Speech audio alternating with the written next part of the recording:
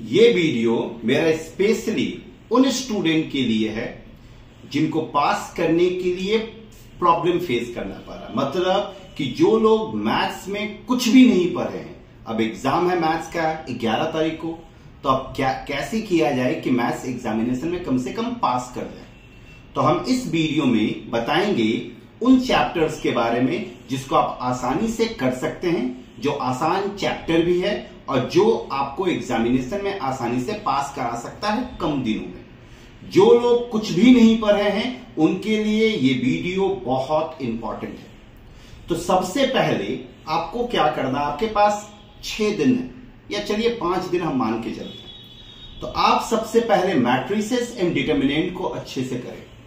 Matrices और determinant बहुत आसान सा चैप्टर है, इसको आप आसानी से कर सकते हैं। थोड़ा आप टाइम देंगे तो आप आसानी से उसके सारे सवालों को बना सकते हैं। एक क्वेश्चन 5 नंबर का मैट्रिसेस और डिटर्मिनेंट से आएगा और 5 ऑब्जेक्टिव क्वेश्चन पूछा जाएगा। मैट्रिसेस और डिटर्मिनेंट से 10 नंबर का क्वेश्चन बोर्ड में आएगा, जो कि एकदम आसान टॉपिक है, जिसको आप बहुत आसानी से हैंडल कर सकते हैं, बहुत आसानी से आप कर सकते हैं। दूसरा चैप्टर है वेक्टर इन 3D। 3D में भी केवल स्ट्रेट लाइन है, डॉट प्रोडक्ट और क्रॉस प्रोडक्ट है। वेक्टर और 3D से आपका 14 मार्क्स का क्वेश्चन पूछा जाएगा और एकदम आसान है, वो बिल्कुल भी टफ नहीं है। बस कुछ फॉर्मूला है और कुछ तरीका है जो कि आप सीख सकते हैं 5 दिन में। ज्यादा मतलब इसमें बहुत ज्यादा टाइम नहीं लगेगा आपको सीखने में। तो वेक्टर और 3D से आपका 14 मार्क्स का क्वेश्चन आएगा, याद रखें। वेक्टर और 3D से 14 मार्क्स और मैट्रिसेस एंड डिटर्मिनेंट से 10 मार्क्स का, तो 24 मार्क्स तो आप यहां पे इन दोनों चैप्टर से बहुत आसानी से उठा सकते हैं। फिर हम आपको कहेंगे कि रिलेशन फंक्शन में 5 मार्क्स का क्वेश्चन आप बहुत आसानी से उठा सकते हैं। रिलेशन में 5 से 6 प्रॉब्लम है जो कि हर एक साल बोर्ड में उसी से पूछा जाता है, और उस 5 से 6 क्वेश्चन को अगर आप अच्छे से कर लेते हैं तो एक 5 मार्क्स का क्वेश्चन 100% कंफर्म हो जाएगा। तो उस 5 से 6 क्वेश्चन को भी आप अच्छे से करें।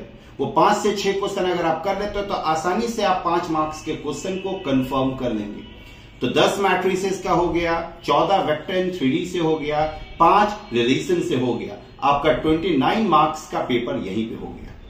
अब एलपीपी में जो एनसीईआरटी का एलपीपी का पहला एक्सरसाइज है, उसमें 7 से 8 प्रॉब्लम है, वो भी आसान है और एक जैसा है।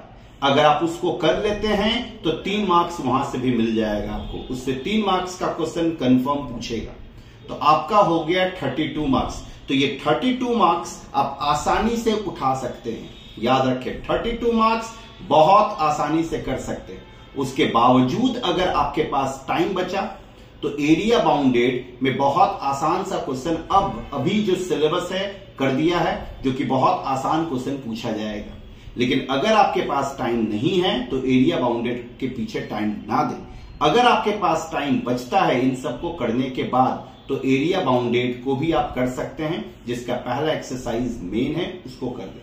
उससे भी 4 मार्क्स का क्वेश्चन आएगा। तो 36 मार्क्स आप आसानी से कर सकते हैं 4 से 5 दिन के पढ़ाई में, क्योंकि ये बहुत ज्यादा आसान है।